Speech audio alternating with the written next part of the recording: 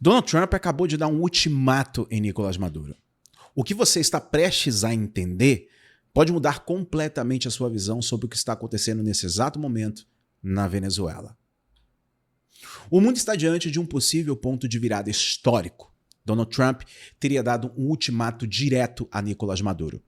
Renuncie imediatamente, aceite passagem segura para você e sua família ou enfrente as consequências. A oferta estava na mesa. Evacuação garantida, mas Maduro, como era de se esperar, principalmente de alguém que há anos se agarra ao poder a qualquer custo, simplesmente não aceitou. E aqui começa uma história que talvez esteja prestes a entrar em sua fase mais decisiva. Antes de continuar, se você gosta desse tipo de conteúdo, por favor, deixe seu like, se inscreva no canal para continuar acompanhando os nossos vídeos. Deixe um comentário para ajudar no engajamento e, se você considerar a informação relevante, por favor, compartilhe o vídeo com seus amigos. Veja bem, segundo relatos de fontes ligadas ao governo americano, a conversa entre Washington e Caracas travou em 3 pontos fundamentais. Primeiro, Maduro teria exigido anistia global para todos os crimes cometidos por ele e seu grupo. Ou seja, o ditador queria garantia de impunidade total antes de sequer considerar deixar o poder. Quando isso foi recusado, a segunda exigência veio: que as Forças Armadas permanecessem sob seu controle, sob o controle do regime, mesmo após uma eventual transição. Um modelo semelhante ao que ocorreu na Nicarágua nos anos 80, quando o Violeta Chamorro assumiu a presidência, mas os militares sandinistas mantiveram a sua estrutura intacta. Em troca, Maduro supostamente ofereceria eleições livres. A terceira divergência foi sobre o tempo. Washington queria renúncia imediata. Caracas queria negociar prazos, e assim o impasse se instalou. O que chama a atenção nessa dinâmica é a postura de quem está do lado mais fraco. Maduro, à frente de um país destroçado, com uma economia em ruínas, infraestrutura militar completamente sucateada e aliados internacionais enfraquecidos, ainda assim tenta impor condições como se estivesse em posição de barganha. Isso revela muito sobre a mentalidade de quem ocupa esse tipo de poder. Não há, aparentemente, qualquer consideração genuína pelo bem-estar do povo venezuelano. O que parece existir é apenas o instinto de autopreservação e a tentativa de manter privilégios mesmo diante de todo esse colapso. Logo após o fracasso das negociações, Donald Trump anunciou que o espaço aéreo venezuelano seria considerado fechado em sua totalidade. A declaração pode parecer simbólica à primeira vista, mas especialistas em defesa interpretam isso como um sinal claro de que operações militares podem estar próximas, podem estar se aproximando. Quando um país como os Estados Unidos declara que o espaço aéreo de outra nação está encerrado, isso geralmente significa que mísseis ou aeronaves podem ser direcionados para destruir estruturas de comando e controle. Estamos falando de um ataque iminente. Não se trata de retórica vazia. Trata-se de operação em andamento. Trata-se de uma preparação operacional para uma ação militar que pode acontecer a qualquer momento.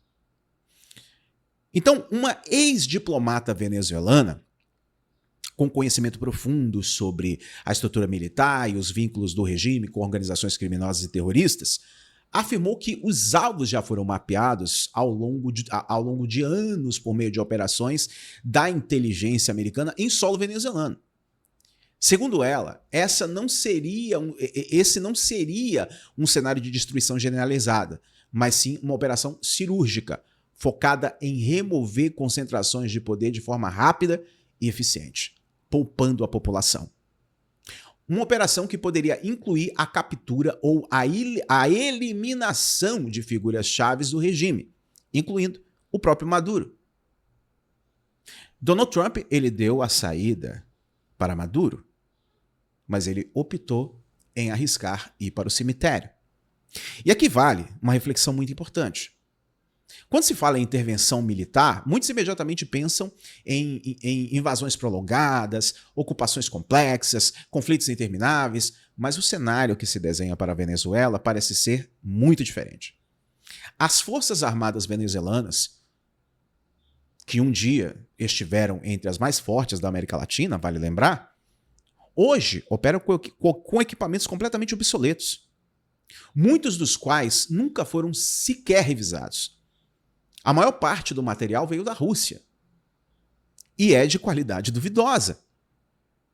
O que restou de equipamento americano tem décadas de idade e está sem manutenção. A capacidade real de resposta do exército venezuelano, portanto, parece ser extremamente limitada. É como se fosse alguém usando um estilingue tentando combater uma pessoa que está portando um fuzil. Além disso, os principais apoiadores internacionais de Maduro enfrentam seus próprios problemas. A Rússia está consumida por sua guerra na Ucrânia e sofre pressões severas. O Irã, outro aliado de Caracas, também está sob vigilância constante e enfrenta instabilidade interna. A China, embora tenha interesses econômicos na região, tende a não se envolver militarmente em defesa de um regime que se tornou um passivo internacional. Em outras palavras, Maduro está cada vez mais isolado. Seus parceiros não têm condições, nem talvez interesse em resgatá-lo. Outro ponto que merece atenção é a designação oficial do Cartel de Los Soles como uma organização terrorista estrangeira pelos Estados Unidos. Esse cartel não é somente uma organização criminosa comum. Ele está diretamente ligado ao governo venezuelano e opera dentro da estrutura estatal. Ele utilizou a principal empresa de petróleo do país como fachada para lavagem de dinheiro e tráfico de drogas. Pilotos militares transportavam cocaína da Colômbia para processamento em território venezuelano, de onde seguia para a América Central e depois para a Europa.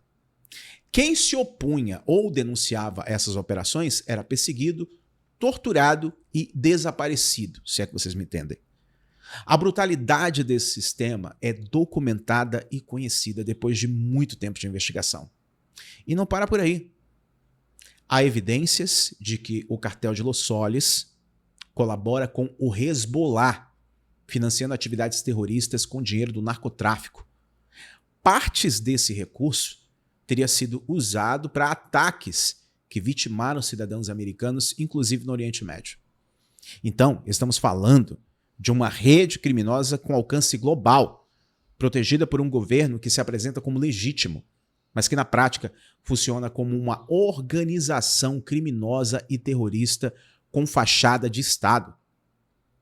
O Parlamento Europeu, inclusive, votou a favor de que a União Europeia também classifique o Cartel de Los Soles como organização terrorista.